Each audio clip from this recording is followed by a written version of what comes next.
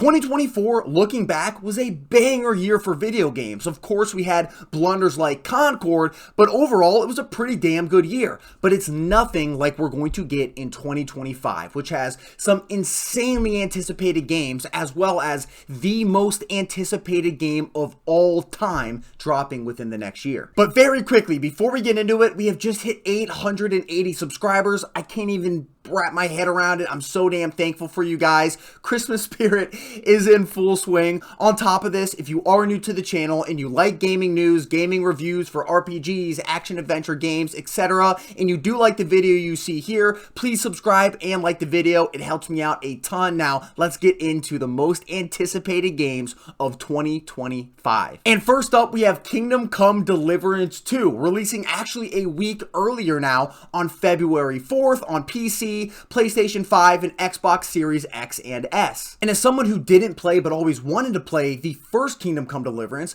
I could not be more excited about this upcoming single-player open-world RPG. And this is a game that's going to be set in the medieval times, in the Middle Ages. There's going to be swords, there's going to be knights with armor, etc., which is something I obviously love. But on top of this, this is an RPG where your actions actually are supposed to matter. For a couple examples here, if you're going into the city and you commit a bunch of crime, you will be hanged by the guards in the middle of the city. If you walk in the city and you smell like dog shit, people are going to actually react to that and tell you smell like shit if you have mud or dog shit on you, which I think is awesome. I love when NPCs actually react to the smaller things you do as a character.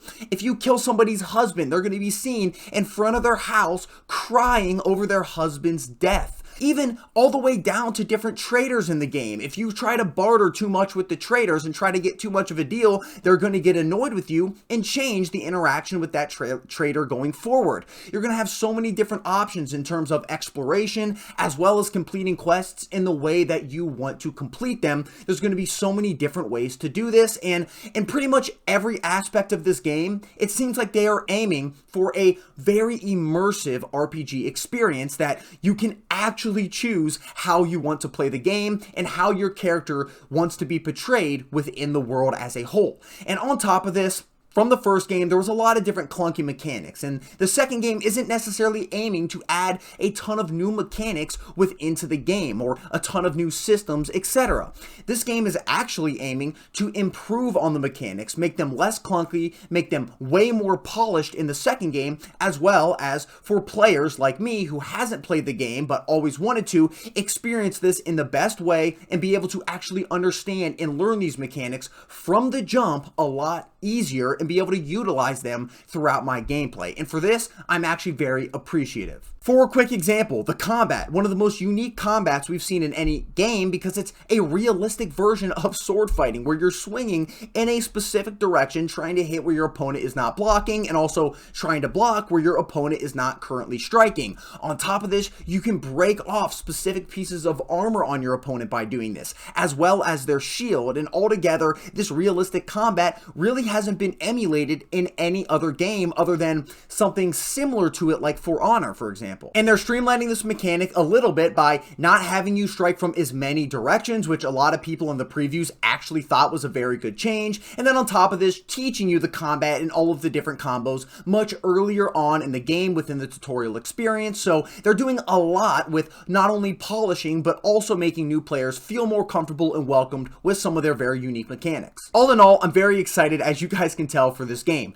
I think the first one, with its clunky and unique mechanics, was really more of a niche cult classic hit, but with all of the money that they received and all of the polish that they're putting into the second game to make it the best experience as possible, I think this one's going to be a much more played and much more mainstream hit that this series really deserves. And if you are a fan of RPGs, specifically open world RPGs, this game is an absolute must play in February. And coming out 10 days after that, on February 14th, on PS5, Xbox Series X and S, and PC, a game that is probably anticipated for a very different reason. We have Assassin's Creed Shadows. Now, I was definitely debating on putting this game on this list or not, specifically because I don't think anyone's expecting this game to come out and be this really great game. I don't think it's really going to be anything other than mediocre or less, specifically because of Ubisoft's track record over the last few years, or even years before that. The last great game that they really released was Prince of Persia: The Lost Crown, and that studio has since been disbanded by Ubisoft, and those people are moved on to other projects. So again, for these reasons, I was really debating on whether to put this game on this list. But I really felt like I had to because I think it's anticipated for a different reason.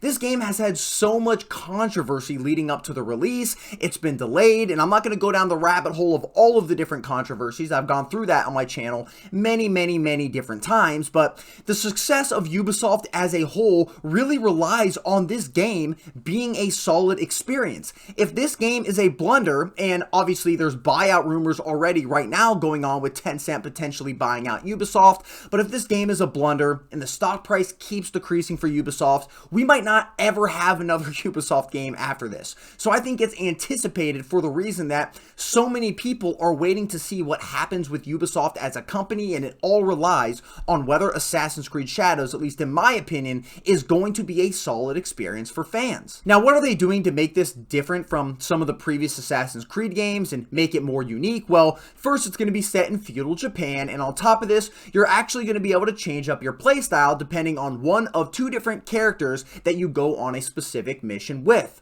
The first character, her name is Naue, and Naue is more traditionally the classic Assassin's Creed experience. She's going to be focused on stealth mechanics, she's going to be focused on utilizing the darkness to hide from enemies, and going up and assassinating her enemies. Now, on the other hand, you have Yasuke. This is a samurai that is more focused on walking through the front door, just going in for the fight immediately, and also has this big mace that you can kind of bludgeon people down with. So you're going to have those two different playstyles that you can choose from depending on what mission you're going on. So overall, at least this game is able to appeal to two different types of fans in terms of their combat styles and what they enjoy playing. And if you're an Assassin's Creed fan, you're going to play this game anyway, and hopefully it's a good experience for you, and hopefully Ubisoft does deliver with Assassin's Creed Shadows as a whole. And I think a lot of people, including myself, are excited to see if this game comes out and how good or bad it's actually going to be. On top of this, what it means for Ubisoft in their future. Now, just 4 days after this, on February 18th, we have another pretty damn anticipated RPG called Avowed by Obsidian Entertainment,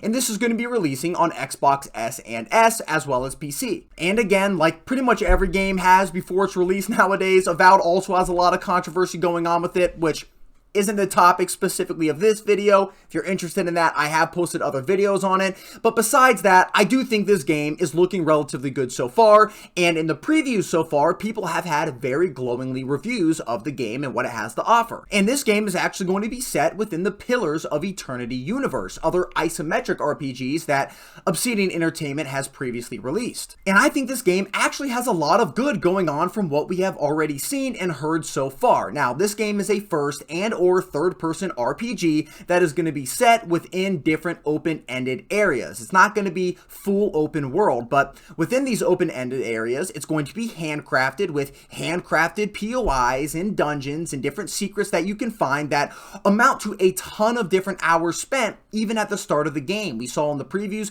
people put anywhere between 20 to 30 hours, some even more, just in about probably 1/5 of the overall game. You're also going to have companions that help you fight within the game, as well as a ton of different NPCs that you can meet throughout the world that are going to be giving you quests, that are going to be different merchants, etc. that you can talk to as well in the cities throughout the world that you find, etc. And so far, we've seen a lot of different ways to actually approach these quests as well. And hopefully, this game has some meaningful choices and some meaningful consequence based on your choices that actually matter throughout the game. It is also said in the character creator, a lot of what you choose there is actually going to come into play within the game with a lot of different voice options, a lot of different dialogue to explore whatever you choose in a bigger way as well. Now, in addition to this, the progression looks very similar to some ARPGs where you're going to have some unique items that you're finding throughout the game, and you're also going to have other items of different rarity that's going to have different modifiers on it depending on the build that you choose, and there are tons of different abilities that you can choose from. One of the biggest things I am worried about of this game though is the combat, because it looks a little lacking of impact. It kind of looks like what we we saw back in Skyrim years and years and years ago. However, the people who have played this game say completely different things about the combat, saying that the combat specifically actually does feel very good when you play the game. It feels rewarding and it feels fun. Now, granted, there's a lot remaining to be seen here. Are the consequences of your actions actually going to matter throughout the game for a pretty damn immersive RPG experience?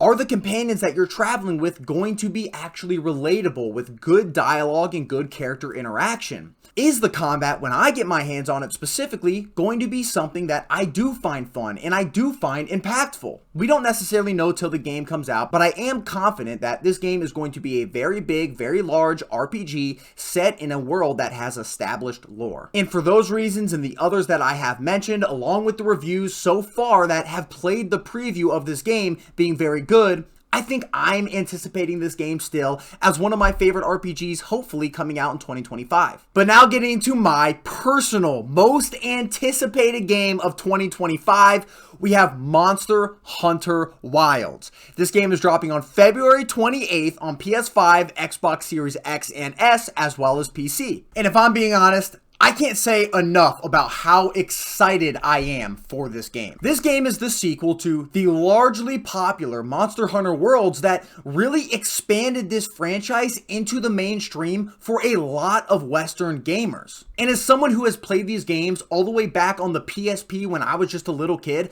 I'm so happy this franchise is finally getting the recognition it deserves from a lot of people. And Monster Hunter Wilds aims to be the first open world Monster Hunter experience, something a lot of Monster Hunter fans have been wanting forever. Now, if you're not really familiar with Monster Hunter as much, this gameplay and the gameplay loop as a whole is basically you go out into this area, you hunt a giant monster down, you kill him, you carve up the different parts from that monster, and you use that to embolden or increase your equipment, as well as create new equipment that you can put on your character, whether it's armor, weapons, etc. This game obviously is going to bring that same gameplay loop over while borrowing a ton of different elements and actually improving them from games like Monster Hunter World and Monster Hunter Rise, the most recent one on the Switch. Now, first, you're going to have, just like in Monster Hunter Rise, a mount that you're going to be able to use while you're tracking down all of these different creatures or these big monsters that you're going to fight and try to get materials from. On top of this, there's a ton of different other materials in the world as well, like different herbs, different ore, etc., that you're going to be able to farm as well to help craft all of your different equipment or craft your different food that you're going to be using to go out on your mission,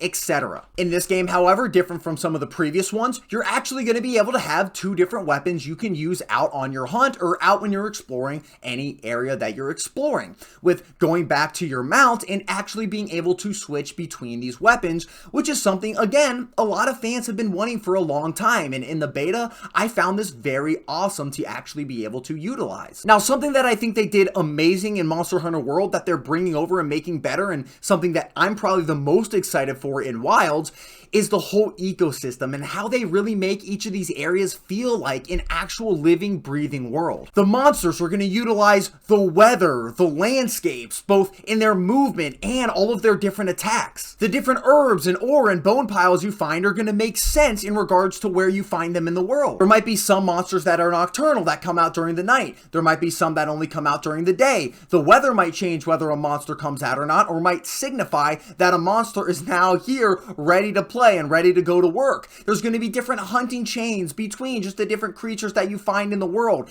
even down to the insects that you find in the world. This is going to be impactful in regards to what areas they're actually in. Some monsters might hunt in packs, some monsters might hunt alone, etc. The amount of tools, the amount of traps, all of the different weapons that you have to deal with all of these, now with the mount as well and being able to switch weapons. You have so many different tools at your disposal to deal with these. For example, if a monster's hunting in packs, you can shoot a little scatter bomb that's going to make you actually be able to fight this monster one-on-one. And that's just one of billions of different examples, not billions, but you get my point.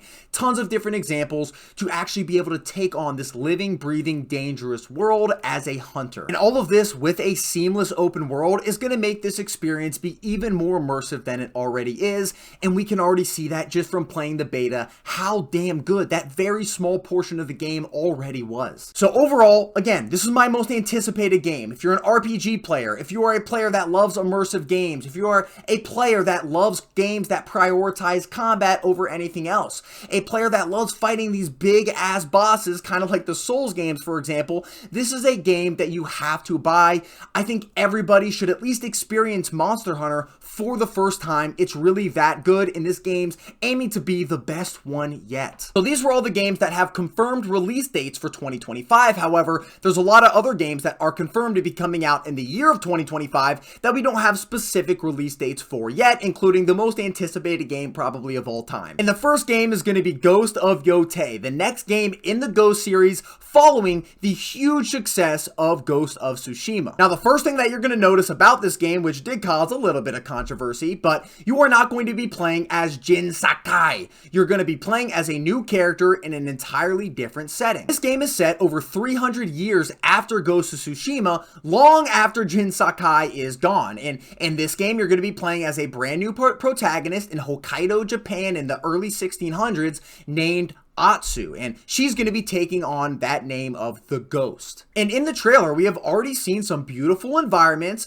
probably another revenge plot, as well as some new things like weapons in regards to guns. But I hope the thing they improved the most here within this game is actually the open world experience. Not to say it was bad by any means in Tsushima, but after you got about halfway through the game, you're just kind of doing the same things over and over within the open world you've already been doing. There wasn't as much variety as I wanted in the open world in the original game, and I hope they definitely bring those elements into this game plus more. I want the open world to feel more compact, where there's more things to do more often as you're exploring, keeping that same beautiful scenery and beautiful combat and gameplay that the original game had. On top of this, please launch with multiplayer. The multiplayer in the first game was genuinely one of the best multiplayers I have ever played in a single player RPG, and on top of this, it was completely free. If this game launches with that and improves some of the open world elements, I think we're looking at a potential Game of the Year candidate here. But it's going to be really hard to beat some of the other games that are releasing. Because on to the next game, a game that I didn't necessarily expect to be revealed at the Game Awards, we have Borderlands 4. And granted, I'm a little bit hesitant about this game because I didn't love the previous ones ever since Borderlands 2. I couldn't really get into them like I could Borderlands 2, but if you're looking for a looter shooter, the one that I think really revolutionized the genre as a whole, you're looking towards Borderlands. The environments in the trailer we've seen look absolutely beautiful. The enemies look absolutely awesome. They confirm they're going to cut down on some of the toilet humor in the game, which could be a good or bad thing depending on if you find that funny or not. But on top of this, I think overall, I think they really want to deliver a good experience here, and I think just Borderlands in general is fun as hell with all of the different gun varieties that you have. There's no other game that has millions of different gun varieties like Borderlands has. Couple this with a big open world and all of the different really awesome vehicles you can use to traverse it, I'm hoping they can make this game a great experience. Now, I do hope there are some improvements here, like the story and the overall boss with the Timekeeper. The Timekeeper looks okay, but hopefully it's anywhere near what we got with Handsome Jack in Borderlands 2. On top of this, the Vault Hunter designs I don't think look very good again in Borderlands 4. They just haven't hit on these since Borderlands 2. So if there's any possibility of changing these and making them a little bit better for people, I kind of hope they do that. Now, the next one here is not necessarily something I'm anticipating as much as I know a lot of other people are, and this is Death Stranding 2. And the reason that I specifically am not super anticipating this game is because the first one wasn't really my playstyle. But that doesn't mean it wasn't a lot of people's playstyles. A lot of people really did like the first Death Stranding. Now, the first game was really about delivering packages throughout the world. From what I know of it, I didn't play a ton, but that's where a lot of people found the enjoyment in this gameplay. Traversing all of these very difficult terrains with these very heavy loads on your back as you go and deliver them to different parts of the world. And on top of this, not getting caught by the weird ass, creepy ass enemies and aliens or whatever they were in the first game. But it's no secret that Hideo Kojima likes to have these really weird, creepy elements, these very unique stories, and on top of this, he knows how to immerse you into a world. Look at the voice acting within the game. Look at, obviously, Norman Reedus coming in from The Walking Dead, being the main character. texture. Look at how good the different animations were, and relatively graphically as well, this game was beautiful when it came out. And I think the second game in this franchise is going to be able to deliver that same quality of game. I mean, hell, it's brought to you by Hideo Kojima, one of the greatest and the GOATs of the gaming industry. And also in the second game, it does look to have a lot of those similar gameplay elements for people that love the story. It's obviously going to be an extension of that with probably new enemies, more treacherous terrain, etc. So for those that liked the first game, I have no doubt you're going to absolutely love the second one as well. Again, it's also by Hideo Kojima. We should support him. He's one of the GOATs. Going into the next game here, we have Crimson Desert, and this is by Pearl Abyss, the same studio that made the MMO that was largely popular, Black Desert Online. This is another open world RPG, this one third person, that is set in a world that already has some established lore to it. And this game's story is going to take place when the king of this area falls into a coma, and you, as a mercenary named Cliff McDuff, are trying to fend off a lot of these different enemies that are kind of vying for power in this power vacuum after the coma of the king. Now, the story specifically isn't something I'm hugely excited about, but what I am excited about is everything around that. Number one, the world looks absolutely gorgeous. Just moving around the world looks like something that I could do for hours, especially when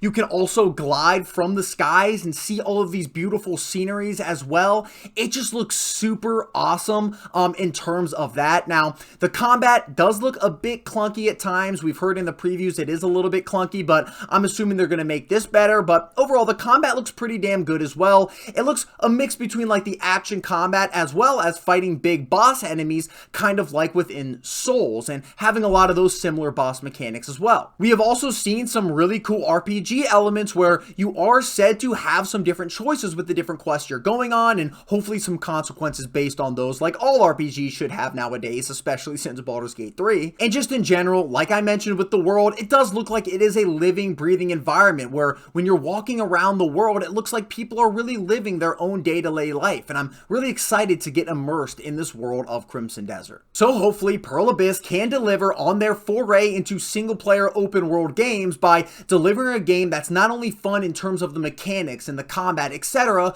but also has good RPG elements that help us get immersed into this big, beautiful, living, breathing world that they're showing us. Now, going into the second to last game on my list, we have another game, another huge anticipated RPG by Obsidian Entertainment. It is set to be a huge year for them if they're able to deliver, and this one is The Outer Worlds 2. Now, if you played the first Outer Worlds, it was a pretty damn good open-ended, not necessarily full open world, RPG, and it was kind of adjacent to what Bethesda did with Fallout, and it kind of seemed like it was their take on that as a whole. Now, we know when that game launched, Fallout 76 also launched, and this was a big blunder for Bethesda, something that was insanely buggy and was almost unplayable at launch, which let a lot of people go over and try out The Outer Worlds and thought it was a very good experience that kind of did Bethesda and beat them at their own game. Now, granted, I don't think The Outer Worlds was this amazing game. I think it was a pretty good, solid experience that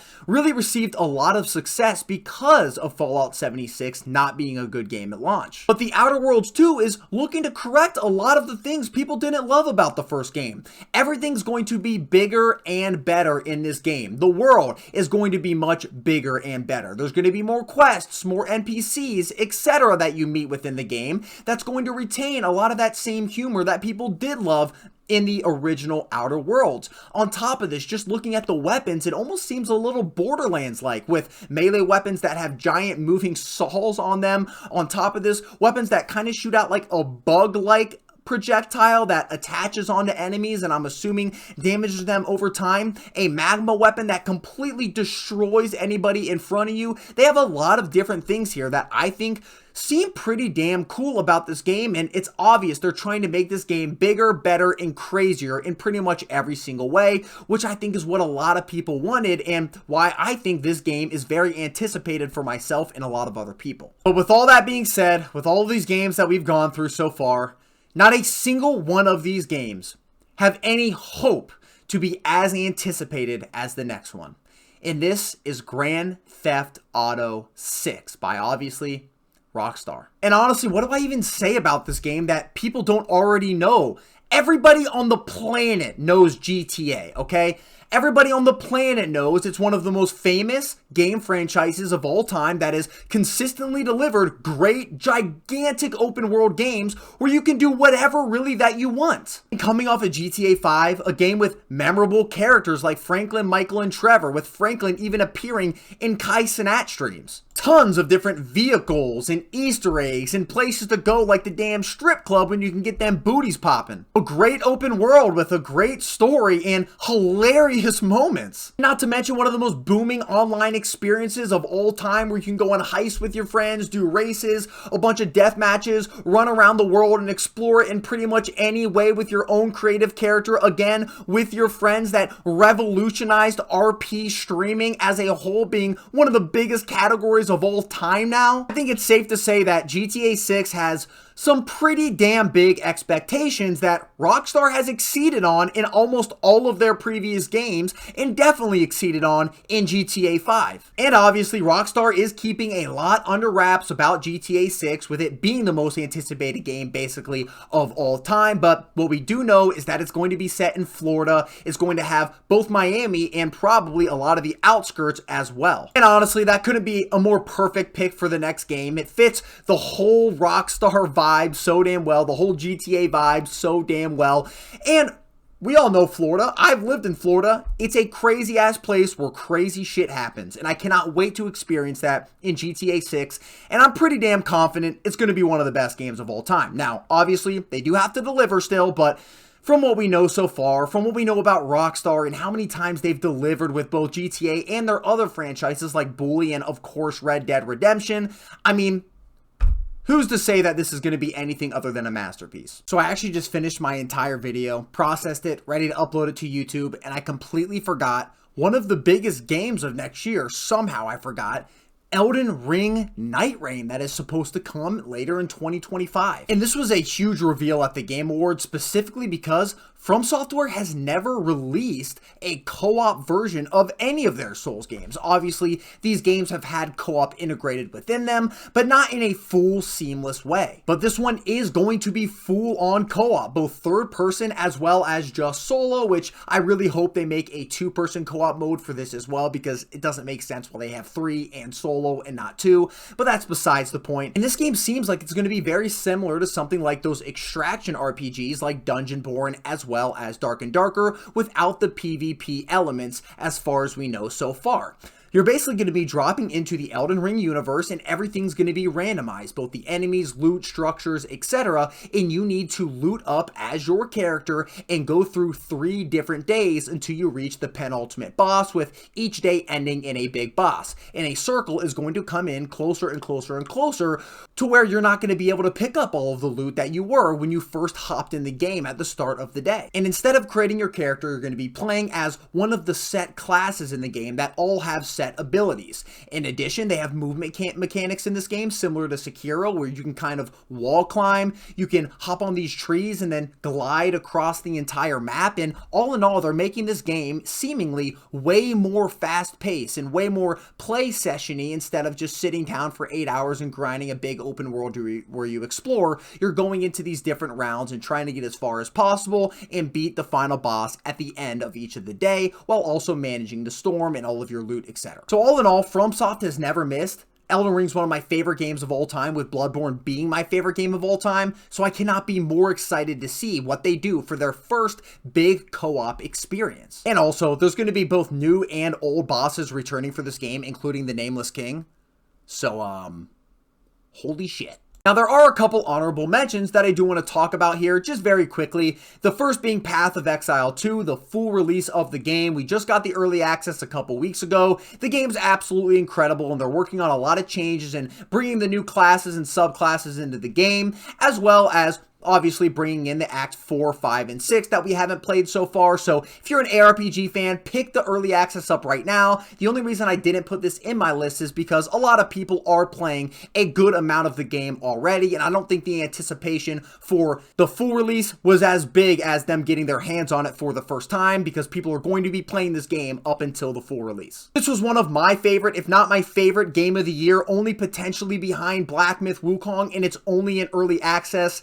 It's it's probably set to be the greatest ARPG of all time with the changes and new content they're going to be bringing to the game. And obviously it's by GGG, Grinding Gear Games. They're pretty much up there in terms of quality with Larian and From Software, in my opinion. Granted, for the ARPG genre. The next game I want to quickly talk about is Civilization 7, which is coming out on February 11th within the big rush of all those other games I talked about on PS5, Xbox Series X and S, Switch, as well as the PC. And the reason I didn't put it on my list is because it's really not my type of game. It's not my most anticipated game by any means. I'm not a huge strategy gamer, just like Death Stranding wasn't necessarily my type of game. But this one specifically, I just don't know a lot about, but I think if you're definitely a strategy gamer, this might be, if not your most anticipated, one of your most anticipated games of 2025.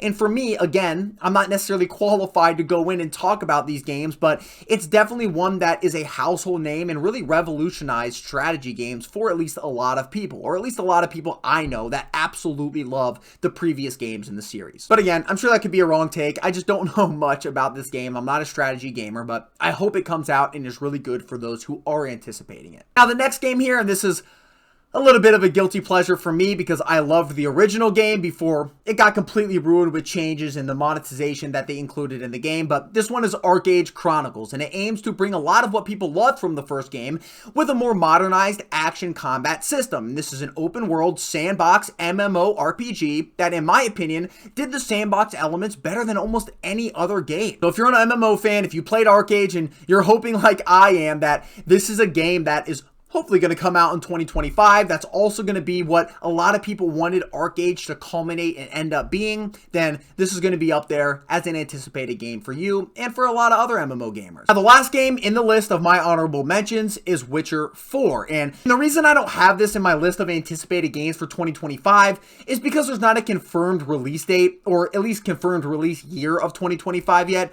So we don't necessarily know, but The Witcher 4 was another game I didn't expect to get revealed at the Game Awards, but I'm so damn happy that it did, and I'm really excited for this game. There is some controversy surrounding it, with Ciri being the main character and not looking the way a lot of people wanted to look, as well as her being a Witcher, which a lot of people are confused about. So hopefully they explain that in a good way in the game. I personally think she looks hot and absolutely incredible. But in general, the Witcher series is one that has always been really good. CD Projekt Red has made great games with the exception of the launch of Cyberpunk, which they now made one of the best games I think out right now. And I think Witcher 4 is going to be no exception to that.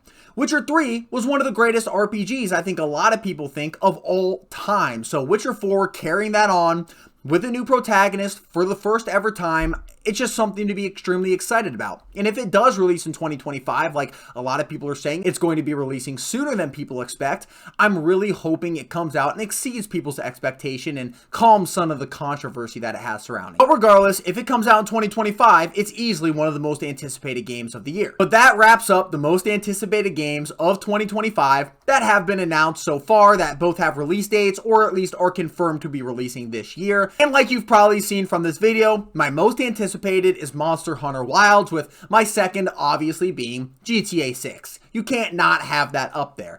And then as my third most anticipated game, I probably have Kingdom Come Deliverance 2, with a close fourth of Black Desert and Avowed. So we'll have to see if these games deliver on the anticipation and expectation that people have for them. Otherwise, thank you guys so much for watching this video. I do have more list content for the end of the year coming, like the best and worst games of 2024, at least that I have played.